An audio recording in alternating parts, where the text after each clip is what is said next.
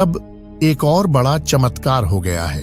बताया जा रहा अयोध्या के आसपास फिर से एक बार हिरणों का झुंड देखा गया है। अब तो राम जी से जुड़े पशु पक्षी राम मंदिर के दर्शन करने के लिए आगे बढ़ रहे हैं। राम मंदिर प्राण प्रतिष्ठा से पहले ऐसा चमत्कार देखकर सभी लोगों के रोंगटे खड़े हो गए और इसी के साथ राम जी के भक्तों के अंदर एक नई ऊर्जा देखने को मिल रही है। सीता जी की जनकपुरी से अब तो राम जी के लिए बहुत सारे भक्त आ रहे हैं। वो भी पैदल ही पैदल, कोई कुछ ला रहा है तो कोई कुछ और। बताया जा रहा है कि एक साथ 500 पोटरी बांधकर अयोध्या में ला रहे हैं। वही आपने देखा होगा कि बड़ोदरा में बनाई गई 108 फुट लंबी अगरबत्ती अयोध्या में भेजी गई है। नए मंदिर में रामलला की पहली आरती राजस्थान के जोधपुर से भेजे गए घी से होगी। इसके लिए राजस्थान से 650 किलो घी अयोध्या पहुंच गया है। खास बात यह है कि ये घी न ही ट्रेन से आया है और न ही बस या कार से आया है, बल्कि यह रथ यानी कि बैलगाड़ी से अयोध्या तक लाया गया है। और वही बताया गया है कि फर्रुखाबाद से राम भक्तों ने अयोध्या में 8 जनवरी को 21 कुंतल का घंटा भेजा है। बताया जा रहा है कि यह घंटा भारत का सबसे बड़ा घंटा है। जब यह घंटा राम मंदिर के अंदर बजेगा तो इसकी आवाज 20 से 25 किलोमीटर तक जाएगी। भारत के इतिहास में 22 जनवरी का दिन सुनहरे अक्षरों में दर्ज किया जाएगा। ये पल सभी के लिए बहुत खास और ऐतिहासिक होने वाला है। सभी राम भक्त इस ऐतिहासिक पल के साक्षी बनेंगे। दोस्तों, इस बात पर तो वीडियो को एक लाइक कर दीजिए और कमेंट में लिख दीजिए जय श्री राम।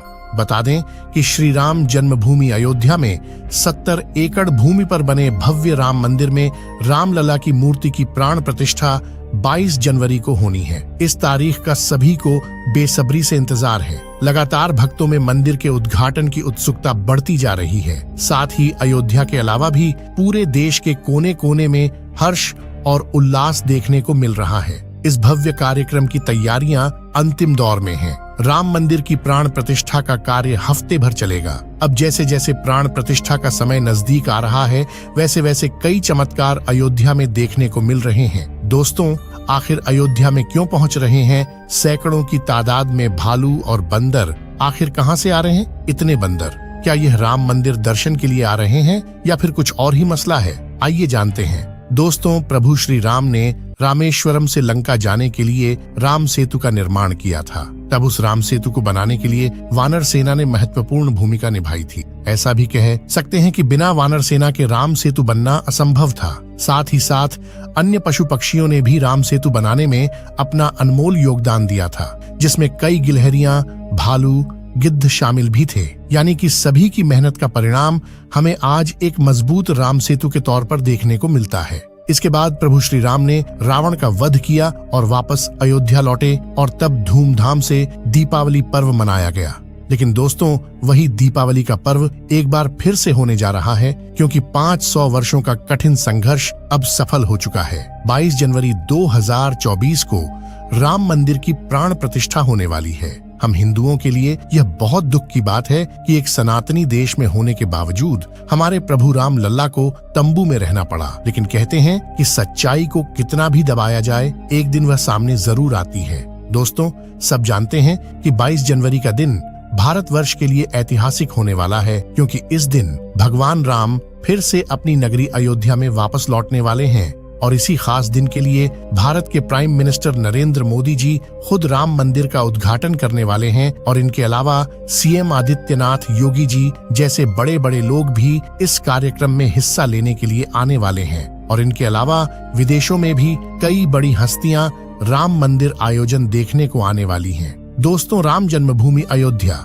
वैसे तो भगवान राम के जन्म स्थान से पूरी तरह से जानी जाती है, लेकिन इसी अयोध्या में जब आप आएंगे तो आपको अयोध्या के मठ, मंदिर और गलियों में बंदर जरूर देखने को मिलेंगे। इन बंदरों को अयोध्यावासी हनुमान जी का रूप भी मानते हैं और इसके साथ ही उन्हें पूजते भी हैं। लेकिन दोस्तों, इसी बीच फिलहाल में कुछ बंदरों का एक साथ राम मंदिर में आना किसी आश्चर्य से कम नहीं है। दोस्तों, हाल ही में कुछ बंदरों के ग्रुप को अयोध्या राम मंदिर में देखा गया है। अब आप इसे चमत्कार कहिए या फिर कोई संयोग, लेकिन कुछ लोगों का मानना है कि भगवान राम के लौटने की खुशी में बजरंगबली दर्शन के लिए खुद अयोध्या आए हैं। लेकिन क्या है इसकी पूरी सच्चाई, आइए जानते हैं। दोस्तों, वैसे तो कलयुग में हनुमान जी को राजा माना जाता और बंदर को हनुमान जी का स्वरूप। रामनगरी में प्राचीन काल से यह परंपरा चली आई है कि यहाँ कोई भी प्राणी भूखा नहीं सोना चाहिए, इसलिए जगह जगह भंडारे भी चलाए जाते हैं। तो वहीं रामनगरी में बंदरों का भी आदर सत्कार किया जाता है। बता दें कि श्री रामनगरी में बंदरों की तादाद कई इलाकों में है। दोस्तों, 22 जनवरी 2024 को अयोध्या नगरी में प्राण प्रतिष्ठा होने वाली है और उसमें मुख्य रूप से 5 लोगों की भागीदारी रहेगी। खबर आ रही है कि अयोध्या में प्रधानमंत्री मोदी जी, उत्तर प्रदेश के मुख्यमंत्री आदित्यनाथ योगी जी, गृह मंत्री अमित शाह जी और आनंदी पटेल रहेंगी और साथ में धार्मिक मान्यताओं का पोषण करने वाले वैदिक गुरुओं को भी शामिल किया जाएगा।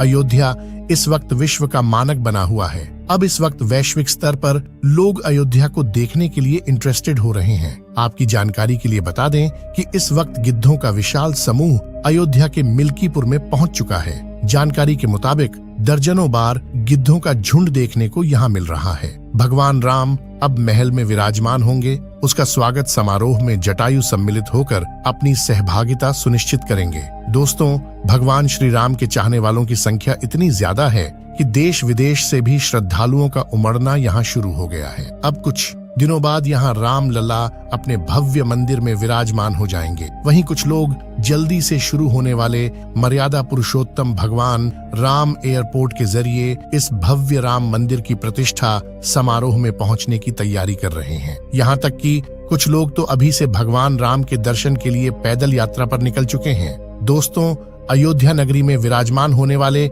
हमारी आस्था के प्रतीक श्री राम के दर्शन के लिए आपकी क्या प्लानिंग है, कमेंट में बताएं। दोस्तों, अयोध्या में राम मंदिर निर्माण और उसका उद्घाटन लगातार सुर्खियों में धार्मिक अंतर्राष्ट्रीय इम्पोर्टेंस के स्थान पर विकास की नई हिस्ट्री लिखने की तैयारी है। तमाम मॉडर्न व्यवस्थाओं के साथ साथ यहाँ शहर में सुविधाओं और व्यवस्थाओं का विकास किया जा रहा है। अयोध्या में एयरपोर्ट, रेलवे स्टेशन के साथ साथ बस टर्मिनल और आवागमन को सुगम बनाने वाली तमाम सुविधाएं विकसित की जा रही हैं। अयोध्या आने वाले यात्रियों को एयरपोर्ट और रेलवे स्टेशन के साथ साथ अंतर्राष्ट्रीय बस अड्डा यानी कि ISBT की सौगात भी मिली है। इसे कई फेज में विकसित किया जाएगा। यहाँ दूसरे राज्यों से आने वाले यात्रियों के लिए तमाम जरूरी सुविधाएं मिलने वाली है। यात्री सहायता केंद्र, बसेरा और प्रतीक्षालय जैसी सुविधाएं विकसित की गई हैं। बता दें कि श्री राम समारोह में शामिल होने के लिए राम मंदिर ट्रस्ट ने क्रिकेटरों,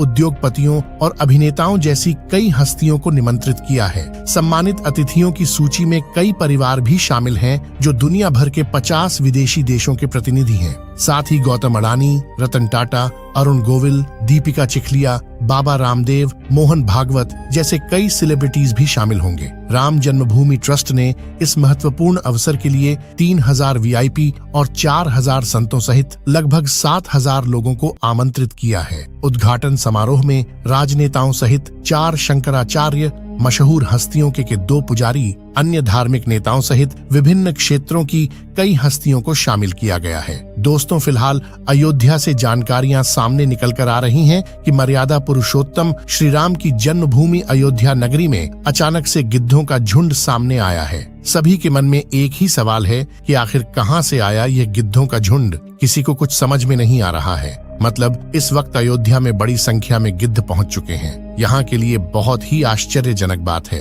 इसको भगवान की कृपा कहें या कुछ और। पशु पक्षी सहित अयोध्या में अब जटायु भी आ गए हैं। लोगों का मानना है कि निश्चित यह भगवान राम का प्रभाव है। दोस्तों, वर्षों पहले इन गिद्धों को बड़े बड़े खेतों में और जंगलों में घूमते हुए देखा जाता था, लेकिन आजकल उनकी जाति निरंतर विलुप्त होती जा रही है। अब फिर से आध्यात्मिक नगरी अयोध्या में इन गिद्धों को फिर से देखकर खुशी हो रही है। लगता है आध्यात्मिक नगरी अयोध्या में दिव्य शक्तियां भी बराबर अपना काम कर रही हैं। दोस्तों, अगर आप भी एक सनातनी हैं और श्री राम व हनुमान जी के सच्चे भक्त हैं तो कमेंट में लिखिए जय श्री राम। वीडियो को लाइक करिए, शेयर कीजिए अपने घर वालों के साथ, अपने दोस्तों के साथ और चैनल को